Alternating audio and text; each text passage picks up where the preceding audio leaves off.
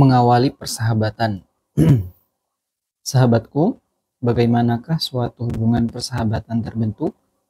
Biasanya saat kita bertemu teman baru di tempat yang sama, seperti saat menjadi murid baru di sekolah yang sama, kampus yang sama, atau tempat kerja sama.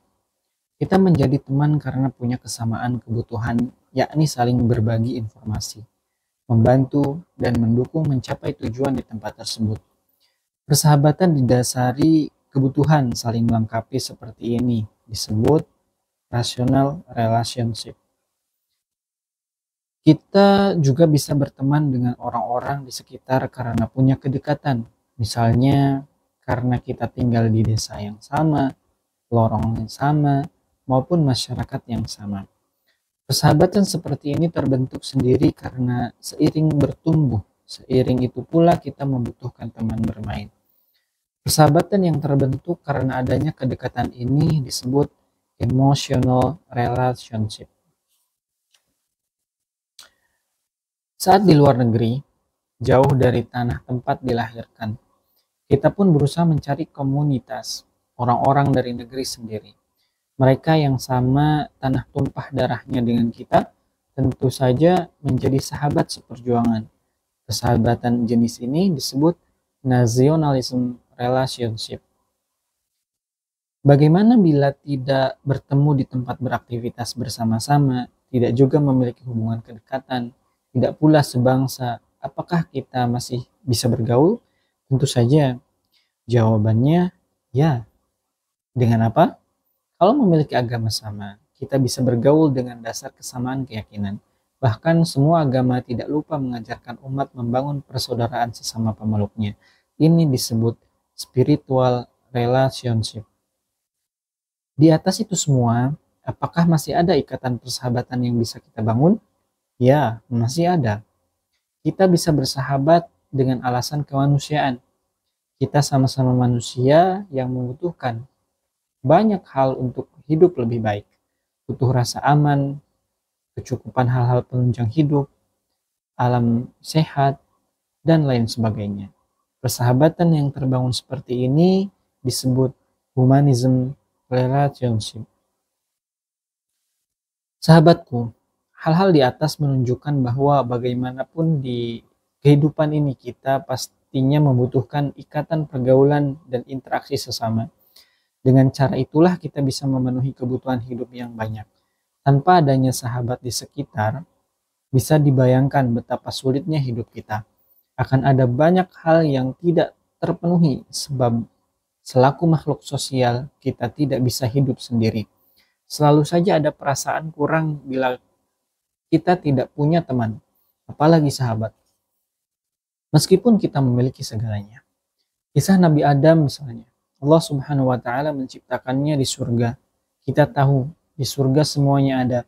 Apa saja yang diinginkan kita dapatkan dengan cara instan. Semuanya serba bisa, serba tersedia. Akan tetapi apakah semua itu cukup bila hidup sendirian? Ternyata tidak. Nabi Adam harus dibersamakan dengan Hawa, pasangan hidup serasi. Inilah bukti bahwa sebagai manusia kita tidak bisa hidup sendirian. Di surga saja tidak bisa, apalagi di dunia yang notabene banyak hal yang harus dilakukan bersama-sama.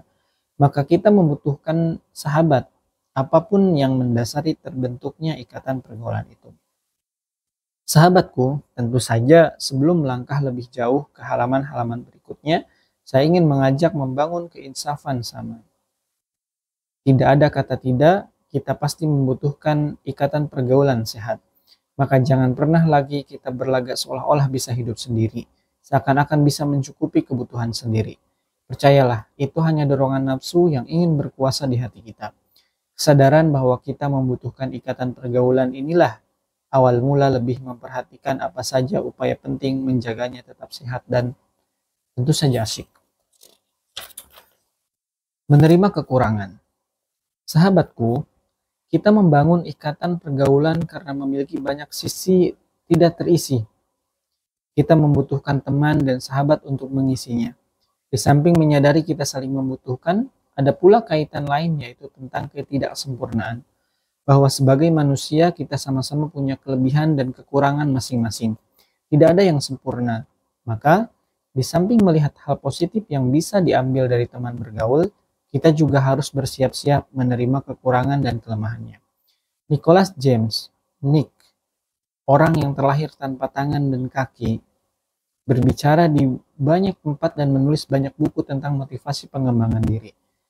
Di antara yang saya dapatkan dari Nick adalah ketegaran menyikapi keterbatasan. Ia kerap menceritakan betapa keras usaha yang dia lakukan untuk bisa hidup tegar, di antaranya dengan menceburkan diri pada pergaulan sehat. Di sekitar Nick ada orang-orang yang bergaul dengannya setiap hari. Nick mencari orang-orang baik yang bisa menganggapnya seperti orang normal, tidak mempedulikan keterbatasannya. Nick menganggap bila seorang ingin menjadi teman atau sahabatnya, orang itu harus bisa menganggap ia selayaknya orang normal. Rasa kasihan mungkin ada, tetapi tidak menunjukkannya dengan iba. Lebih bagus menganggapnya seperti orang biasa. Dengan cara itu, orang yang memiliki bentuk fisik tidak sempurna seperti Nick akan lebih berbesar hati. Tentu saja dalam beberapa hal kita harus membantu teman yang kurang sempurna bentuk fisiknya. Namun ketika berbicara, bertukar pikiran maupun berdiskusi mengenai banyak hal, kita tidak boleh membedakan. Semua orang yang terlibat di kelompok bergaul harus punya tempat sama. Inilah yang dibutuhkan oleh orang seperti ini. Nah, sahabatku, sudahkah kita menerima keterbatasan sahabat bergaul? Mungkin saja saat kita mengetahui kelemahan teman, malah dilakukan adalah mengabaikannya. Misalnya ketika ada teman memiliki kelemahan di bidang matematika. Lantas, kita tidak mengajaknya berdiskusi kalau yang dibahas adalah persoalan matematika. Begitu pula kalau keterbatasan itu soal fisik. Karena melihat teman cacat, kita lantas menaruh enggan mengajaknya ke berbagai tempat indah seperti naik gunung. Padahal bisa jadi teman kita ini itu sangat ingin menikmati indahnya pegunungan dan sudah lama menantikan sahabat yang bisa membantunya mewujudkan impian. Sahabatku, betapa pentingnya bijak menyikapi keterbatasan sesama, karena kita juga pasti punya kekurangan. Ingatlah, makin baik kita memperlakukan orang lain saat merasa kesulitan dalam keterbatasannya, maka baik pula orang lain memperlakukan kita di saat kita yang membutuhkan. Seperti roda pasti berputar, kadang kita berada di atas, kadang pula di bawah. Sikap ini harus kita miliki sama-sama. Jangan sampai menjadi pribadi yang hanya menginginkan keuntungan dari sesama, lantas buru-buru pergi tanpa mau peduli saat orang di sekitar membutuhkan. Itu sifat buruk yang membuat orang lain enggan bergaul dengan kita. Percayalah, makin kita sering berlaku demikian, maka orang merasa risih dengan kehadiran kita. Ujung-ujungnya, kitalah rugi. Pergaulan kita tidak produktif lagi. Namun, bila kita mau menerima keterbatasan orang lain, sebagaimana kita antusias saat menyambut kelebihannya membantu kita, kehangatan ikatan pergaulan akan makin terasa. Sebab ada ketulusan di sana. Ketulusan itu rahasia ada orang yang bisa membangun persahabatan berpuluh-puluh tahun. Sementara ada orang yang tidak pernah bisa bergaul dalam waktu lama dengan orang lain. Memahami karakter teman bergaul. Sahabatku, membangun pergaulan asyik ternyata tidak cukup bila hanya saling mengenal. Lebih dari itu, kita harus bisa memahami sebatas mengenal. Artinya, kita hanya tahu siapa namanya, di mana tempat tinggalnya, apa pekerjaannya, dan lain-lain yang sebatas menunjukkan identitas. Namun, bila disebut memahami, artinya kita bisa menunjukkan sikap yang sesuai kecenderungan seseorang. Saya punya pengalaman bermakna dalam hal ini. Dulu di awal-awal kuliah saya bertemu teman baru yang berasal dari suku berbeda. Saya dari Batak, sedangkan teman saya berasal dari Minang. Kami bertemu sebagai mahasiswa baru. Saat itu saya belum menemukan tempat tinggal, diajak teman untuk tinggal di kamar indekos sama. Hitung-hitung mengirit biaya dan agar punya teman berdiskusi mengenai urusan kampus. Di awal-awal bergaul, tanpa sengaja saya pernah menyinggung perasaannya. Pasalnya saat berbicara saya layaknya orang Batak. Rupanya ada beberapa kata dan pengucapan tidak sama bagi orang Batak seperti saya. Mungkin hal lumrah, akan tetapi bagi orang Minang ternyata diinterpretasikan lain. Misalnya, saya saat mengucapkan kata sapaan kau, rupanya bagi orang Minang terdengar kasar dan mengancam. Mereka tidak nyaman sebab lebih terbiasa menyebut kamu atau kawan. Pengalaman saya ini hanya satu contoh tentang betapa pentingnya bagi kita saling memahami karakter teman bergaul. Tujuannya, apalagi kalau bukan menciptakan perasaan saling pengertian. Bila saling mengerti, tentu saja kita bisa melakukan hal-hal cocok dengan teman, menghindari hal-hal tidak cocok agar bisa menjadi pergaulan yang tetap sehat. Sahabatku, banyak orang yang berantakan dalam pergaulan. Perasaan bersaudara sekejap berubah menjadi permusuhan, disebabkan ketidakpahaman mengenai karakter teman. Padahal bisa jadi penyebab keretakan hubungan pergaulan mereka adalah persoalan sepele. Hanya karena tidak ada yang saling pengertian, hal sepele itu seolah-olah merupakan hal luar biasa, seperti pengalaman saya tadi. Maka, untuk menghindari hal-hal yang bisa membuat saling membenci, mulailah beranjak dari sekedar mengenal sesama menjadi memahami karakter. Artinya, kita tidak mencukupkan diri mencari informasi umum saja mengenai identitas seseorang, melainkan berusaha berkomunikasi yang memungkinkan mendapatkan informasi kecenderungan. Tidak salah kalau kita bertanya sahabat kita memiliki kebiasaan apa, budaya apa, cara berbicara yang bagaimana, dan sebagainya. Karena barangkali hanya dengan bertanya kita bisa mendapatkan penjelasan. Dan yang tidak kalah penting, saat kita bertanya mengenai hal-hal disukai sahabat, tidak hanya penjelasan yang kita peroleh akan tetapi ada banyak manfaat emosional lain.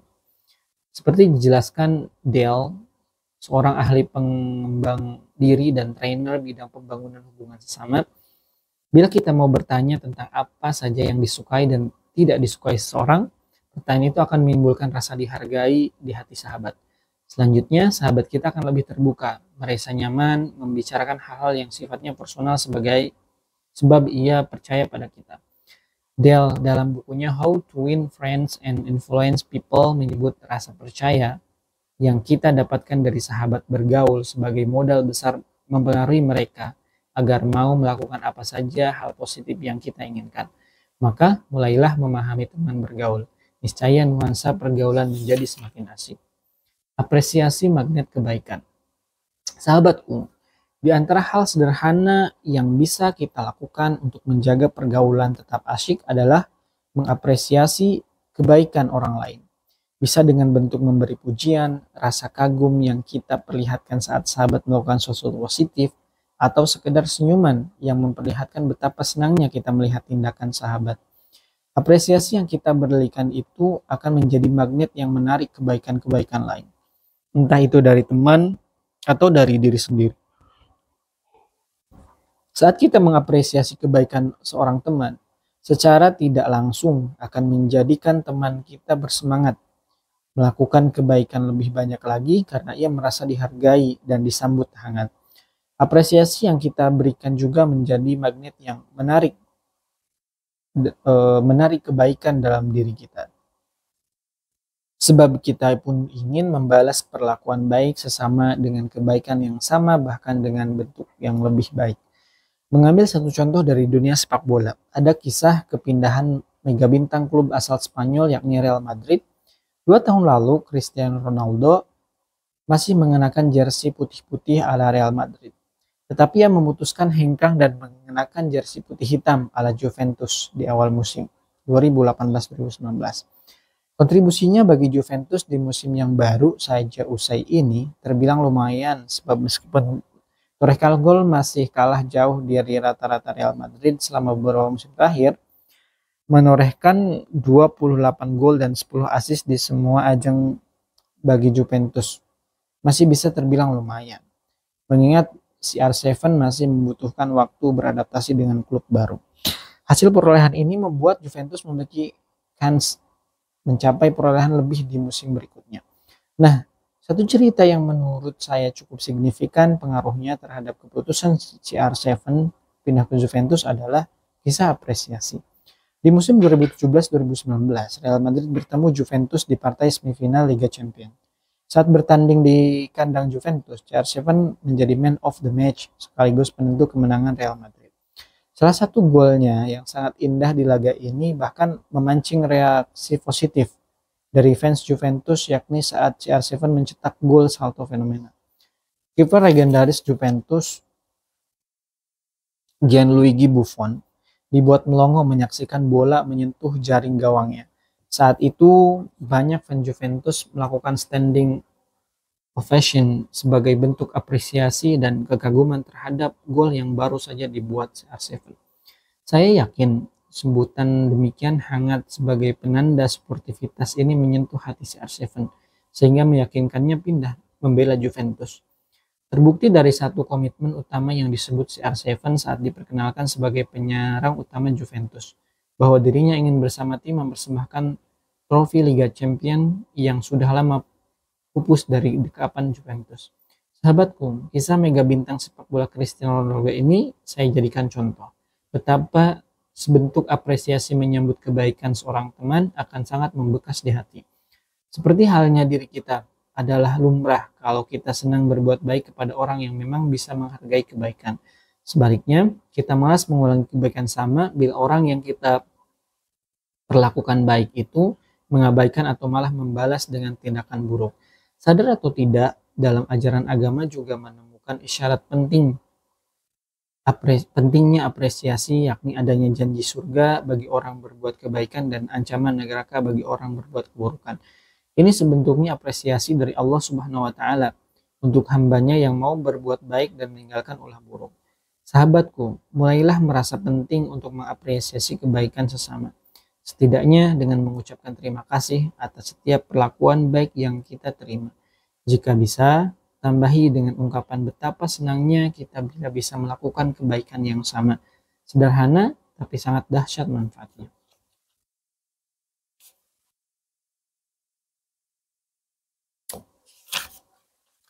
Belajar seni mendengar. Sahabatku, saya menemukan ada hal unik pada karya Dale, How to Win Friends and Influence People.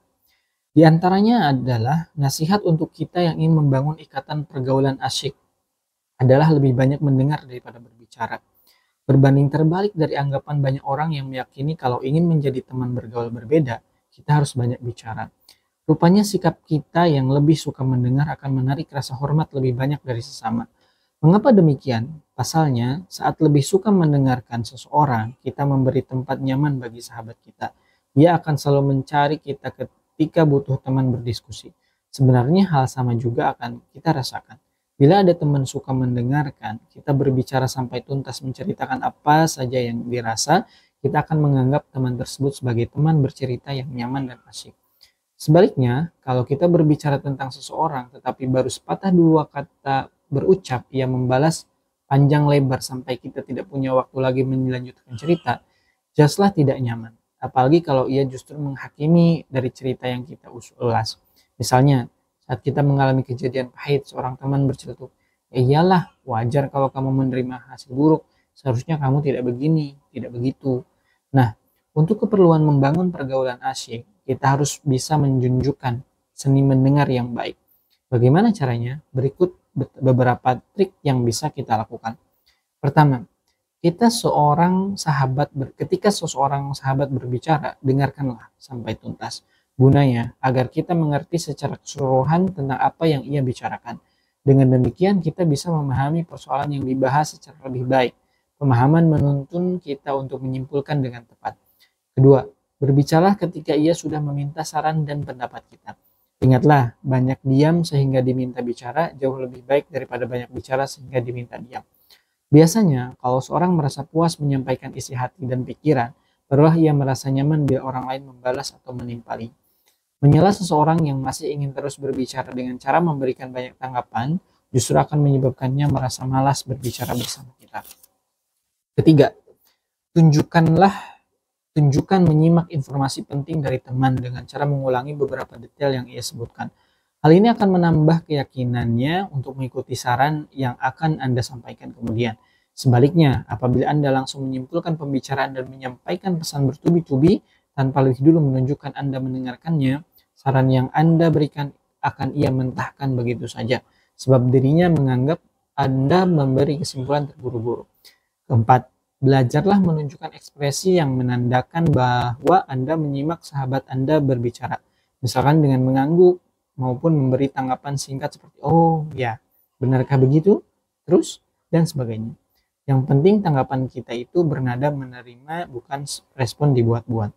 Kelima, bertanyalah tentang hal-hal yang tidak Anda pahami jelas, supaya nantinya bisa menyimpulkan tepat. Menyela teman berbicara kalau tujuan kita untuk memperjelas adalah hal biasa. Ini lebih baik daripada bersikap seolah-olah paham, tetapi nyatanya memberi kesimpulan keliru. Maka tanyakanlah apa saja yang tidak Anda mengerti atau yang diucapkan tidak jelas. Misalkan, sebentar, tadi kamu mengatakan, apakah maksudnya? Atau tadi kamu menyebut si Anu, apakah maksudnya orang yang bla bla bla, dan lainnya. Sahabatku, trik-trik sederhana yang membuat percakapan kita dengan sesama menjadi lebih asyik ini bisa dipraktikkan. Bahkan penting untuk dibiasakan sebab akan menambah keasyikan dalam bergaul dengan sesama teman.